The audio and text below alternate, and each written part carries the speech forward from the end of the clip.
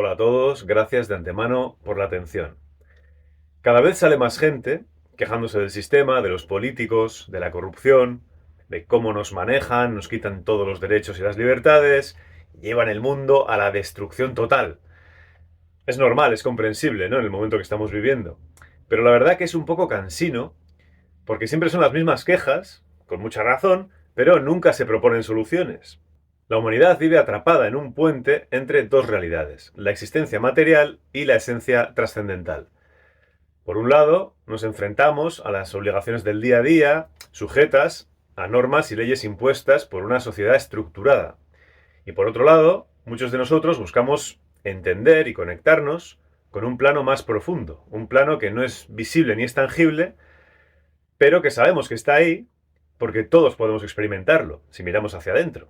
En el sistema que usamos para organizar la existencia material, hay cada vez más gente que ve cosas que no le parecen justas y cree que luchando contra las autoridades para cambiarlas van a conseguir solucionar algo, cuando la realidad es que el sistema es un reflejo de nuestro nivel de conciencia y nuestra comprensión de la sociedad. Es la gente la que, al no conocer bien su verdadera identidad trascendental, legitima a las autoridades y les da el poder para que ellos administren los recursos de todos y acaben mamoneándonos como lo están haciendo cada vez más. La responsabilidad de que haya cosas en el sistema que no nos gusten no es de los gobernantes, es de la gente. Y por eso es necesario conocer ese otro mundo trascendente, el mundo invisible, y entender su funcionamiento. Así como también conocer nuestra verdadera identidad, que no es simplemente material.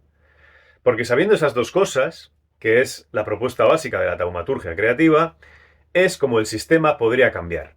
El sistema siempre es un reflejo de nuestra comprensión y de nuestra consciencia. Así que en el vídeo de hoy vamos a contemplar la posibilidad de no luchar contra el sistema injusto y corrupto que nos rige, sino más bien la de ignorarlo, sin pretender hacer un alegato a favor del caos ni a favor del anarquismo, pero sí proponiendo la desobediencia. Una desobediencia consciente y pacífica para poder crear algo nuevo. Al comprender que el sistema legal, tal como lo conocemos, es una estafa y que el derecho positivo no es más que una herramienta de control, inevitablemente nos aparece la necesidad de cuestionar la validez de estas estructuras y buscar alternativas más justas y más equitativas. Desde que nacemos parece que por la generosidad de los gobernantes se nos otorgan ciertos derechos. Pero no es así. Esos derechos los tenemos por el simple hecho de ser humanos. Sin embargo, existe una percepción errónea, alimentada por la manipulación de aquellos en el poder, de que es la Constitución y otras leyes fundamentales las que nos otorgan estos derechos. En realidad, estos documentos simplemente reflejan derechos inalienables que ya tenemos por el mero hecho de haber nacido en la Tierra. Este es un punto fundamental. Los derechos humanos no son concesiones de los estados o de los gobiernos, sino que son inherentes a nuestra existencia. La Constitución, en lugar de ser vista como un regalo de los líderes, debería entenderse como una declaración de derechos que son innatos. Esta distinción es clave, porque tenemos que entender que nadie tiene la autoridad, repito, nadie tiene la autoridad para darnos o quitarnos estos derechos. Vivimos en un mundo donde se nos hace creer que debemos obedecer una serie de leyes, de regulaciones, que a menudo no sirven a nuestro bienestar, sino al de aquellos que buscan mantener el control. Al reconocer que nacemos con derechos inalienables, comenzamos a cuestionar el verdadero propósito de muchas leyes que nos son impuestas. La historia del derecho nos muestra cómo, a lo largo del tiempo, las leyes han sido utilizadas para controlar y dominar a las personas. Desde hace miles de años se fue desarrollando el derecho marítimo, con la creación del primer consulado del mar en Barcelona hace como 700 años.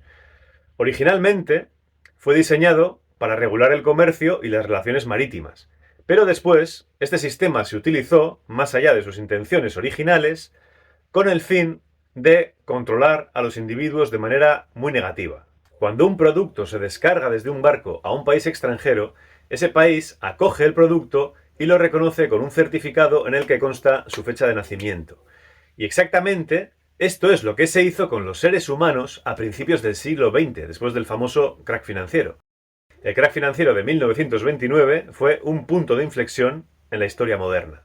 Durante este periodo de crisis económica, Estados Unidos, para obtener préstamos, comenzó a depender de la Reserva Federal, que era una entidad privada creada y controlada por la élite. Como era imposible devolver estos préstamos, el gobierno comenzó a utilizar a sus ciudadanos como una forma de respaldo financiero. Este movimiento no solo fue por un acto de desesperación económica, sino por una planeada transformación radical de la relación entre el Estado y el individuo. La gente empezó a ser usada como valor de intercambio internacional. La ley del mar, que fue creada para gobernar corporaciones, negocios y barcos, fue impuesta para controlar seres humanos naturales, y esto se logró a través del derecho positivo, que es la manipulación deliberada del lenguaje legal por parte de jueces y abogados. Los ciudadanos comenzaron a ser tratados como propiedades. Los certificados de nacimiento y de matrimonio se convirtieron en declaraciones de propiedad, reduciendo a cada persona al estatus de una corporación. Este uso del lenguaje y de la ley para manipular y controlar a la población se utilizó más para oprimir que para proteger, obviamente. La sociedad en la que vivimos está dominada por un sistema legal que se presenta como justo y necesario, pero que en realidad es una herramienta de control. Para hacer casi cualquier actividad se piden todo tipo de requisitos legales, licencias, permisos, registros y tal, lo cual demuestra cómo el sistema legal nos ata y nos somete a su control. Estas leyes no están diseñadas para beneficiar a los individuos, sino para mantener un orden que favorece a los poderosos. En esta sociedad de la ley, el lenguaje legal es engañoso, es difícil de entender para el ciudadano promedio. Y esto no es una coincidencia, sino una estrategia diseñada para mantenernos dependientes de abogados y jueces que hablan este lenguaje arcano. Este sistema crea una ilusión de necesidad cuando en realidad está diseñado para mantenernos sumisos y controlados. Nos hacen creer que por naturaleza todos pertenecemos a esta sociedad legal, pero esto ha sido impuesto de forma artificial para tenernos sometidos y bajo control. Y sus estatutos y sus regulaciones no deberían aplicarse a nosotros como personas naturales. Las leyes aplicables a nosotros como personas naturales serían las leyes civiles, que solamente son las que tienen que ver con el daño a otras personas o propiedades. Para aplicar estas leyes no hacen falta ni abogados ni burocracias interminables. En nuestra sociedad actual, el materialismo domina nuestras vidas. Aunque se suele decir otra cosa, en la práctica se nos enseña a valorar las posesiones materiales por encima de todo y a medir nuestro éxito y nuestra valía en función de los bienes que tenemos. Sin embargo, esta perspectiva está fundamentalmente equivocada.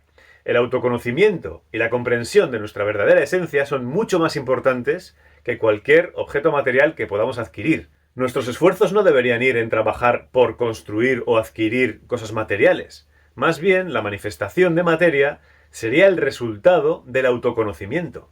A este nivel denso, nos olvidamos que a nosotros no se nos puede hacer daño de ninguna manera. Es fundamental recordar que nuestra verdadera naturaleza no puede ser dañada por medios materiales. Solemos olvidarnos de que somos seres espirituales en un viaje humano y que las cosas materiales son simplemente manifestaciones temporales de nuestra existencia. En lugar de trabajar constantemente para adquirir más, deberíamos enfocarnos en el desarrollo personal y de consciencia, permitiendo que el bienestar material sea una consecuencia natural de este crecimiento interior. Pero el equilibrio entre esencia y materia es fundamental, porque si nos enfocamos exclusivamente en la materia, nos perdemos la riqueza de nuestra verdadera naturaleza y la conexión con el universo, y eso nos hace vivir siempre con miedo y con preocupación. Pero si nos centramos solamente en nuestra esencia, podemos perder la conexión con el mundo físico y material, dejando de vivir esta vida y quedándonos atrapados en un estado de pasividad. Encontrar un balance entre estos dos aspectos es esencial para vivir una vida plena. Entonces, en la actualidad, en el sistema del mundo material, enfrentamos una serie de problemas sociales y económicos que parecen insuperables. Hay muchos desafíos, ¿no? La desigualdad, la corrupción, la manipulación política. Por ejemplo, los servicios públicos, que deberían ser el pilar de nuestra sociedad, están en declive. La atención al cliente, que es cada vez peor, las listas de espera en los servicios de salud, la inseguridad en las calles, que aumenta cada día. Son muchas señales claras de que el sistema no está funcionando para el beneficio de todos, sino solo para unos pocos. Además, las políticas económicas y fiscales están diseñadas para enriquecer a los poderosos Y mientras las clases trabajadoras enfrentan cargas cada vez mayores. Los impuestos y las regulaciones excesivas dificultan que los individuos prosperen y se sientan seguros en su vida cotidiana. La inflación y el aumento del costo de la vida, como por ejemplo los precios de la vivienda y de la gasolina, nos limitan las oportunidades y nos limitan el acceso a los recursos básicos. Y no podemos ignorar el papel de los medios de comunicación en estos problemas. Los medios de comunicación, subvencionados por la misma élite gobernante, contribuyen a la desinformación y mantienen un sistema de engaño que nos tiene metidos en una realidad distorsionada. Es importante saber, reconocer de una vez, que detrás de todo este sistema en decadencia subyacen unos grupos de poder que son los que están diseñando todo y ejerciendo su influencia en nuestras vidas y en la estructura social. Estos grupos han diseñado la sociedad en la que vivimos, estableciendo normas y estructuras que les benefician a ellos a expensas de la mayoría. Pero son sociedades secretas, y mencionarlas pues siempre puede sonar a conspiranoia, pero es que cuando investigas un poco, y cualquiera puede hacerlo hoy en día, siempre te encuentras que en la política mandan los masones, que los bancos están en manos de los jesuitas, que la ciencia está en manos de los rosacruces. Los dueños de los medios de comunicación son los sionistas. Detrás de la tecnología están los globalistas. Detrás de las familias reales, los Illuminati. Y en las religiones siguen dominando los templarios. Yo no voy a valorar las intenciones de estos grupos secretos. Es posible que con cierta buena intención consideren que la humanidad como colectivo, a día de hoy, todavía necesita ser guiada. Es evidente que es así. Pero para romper con las cadenas que nos atan y avanzar hacia una sociedad más justa y más igualitaria y más consciente, es imprescindible empezar a cuestionar la autoridad de estos grupos secretos. Pero si no avanzamos nosotros como colectivo y de forma individual en autoconocimiento y consciencia, es imposible un cambio. La libertad es un concepto que todos valoramos, pero en la práctica muchos la temen. Ser verdaderamente libre implica ser responsable de nuestras propias vidas, lo cual puede ser intimidante. Sin embargo, cuando aceptamos esta responsabilidad, nos liberamos del control de las estructuras de poder que buscan dominarnos. Deberíamos cuestionar su legitimidad y su valor real, y en lugar de aceptar pasivamente el sistema legal y social impuesto o de quejarnos a las autoridades, deberíamos plantearnos seriamente la desobediencia. La desobediencia al sistema no es una lucha violenta, sino un acto de resistencia pacífica. Es el reconocimiento de que el derecho positivo y las leyes impuestas no son más que herramientas de control que podemos elegir ignorar. Es importante destacar que la desobediencia no significa confrontación directa con las autoridades, porque esto puede implicar muchos problemas.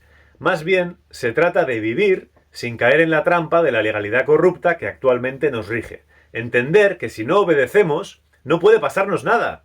Siempre nos amenazan con quitarnos el dinero, nos ponen multas que nos pueden endeudar de por vida, nos pueden arruinar económicamente, pero solo si nos lo creemos. Durante el confinamiento mundial en 2020, hubo un ejemplo muy curioso del que se puede sacar alguna lección. Es el caso de Egipto. Resulta que en Egipto, el gobierno impuso las medidas restrictivas como en los demás países, ¿no? Con sus toques de queda, prohibiendo reuniones, cerrando escuelas y demás. Pero como en Egipto la mayor parte de la actividad económica es irregular, su población simplemente no podía permitirse quedarse en casa. A pesar de las restricciones, los mercados seguían funcionando, el transporte público seguía funcionando y muchísimas personas utilizaban estos servicios diariamente. No podían permitirse detener sus actividades porque pasarían hambre. Es decir, no hicieron ni caso a las órdenes del gobierno. ¿Y qué pasó? Absolutamente nada. Por descontado que, por supuesto, no hubo consecuencias sanitarias. Los niveles alarmantes de supuestas infecciones que se vieron en otros países, ellos no llegaron a esos niveles y mantuvieron un nivel bajo de ingresos en hospitales. Simplemente no se creyeron ni las amenazas de los medios de comunicación ni las medidas restrictivas del gobierno. Y no pasó absolutamente nada. Si nadie hace caso, no pueden meter a todos en la cárcel. La lección de Egipto durante el confinamiento de 2020 es un ejemplo poderoso de cómo la desobediencia consciente puede desafiar la opresión sin la necesidad de la confrontación directa o del caos. Cuando las personas colectivamente eligen no acatar órdenes injustas, el sistema empieza a desmoronarse y se ve su verdadera fragilidad. No se trata de fomentar la anarquía o el desorden, sino de ejercer una autonomía responsable. fundamentada en la comprensión de nuestros derechos inalienables como seres humanos. Al optar por la desobediencia sensata y consciente, abrazamos un camino de transformación profunda y pacífica. Pero este camino implica no solamente cuestionar la legitimidad del sistema, sino también asumir la responsabilidad de nuestra propia libertad. El poder del individuo es inmenso cuando se reconecta con su esencia trascendental. Al expandir nuestra conciencia, dejamos de ser peones en un juego que no hemos elegido. El cambio que deseamos ver en el mundo comienza con la valentía de decir no al engaño. La historia nos ha enseñado que las leyes y las estructuras se sostienen solo mientras las acatamos sin cuestionarlas. Pero al desobedecer, al elegir no ser parte del juego, hacemos tambalear los cimientos de un sistema que ya perdura demasiado. La desobediencia, cuando se ejerce con sabiduría, es un acto de amor propio y de amor a la humanidad. Es la chispa que enciende el fuego del cambio. La llave que abre las puertas a nuevas posibilidades. Al final no es solo una acción de resistencia, sino un poderoso testimonio de nuestra capacidad para soñar, para crear y para vivir en libertad. Nos vemos.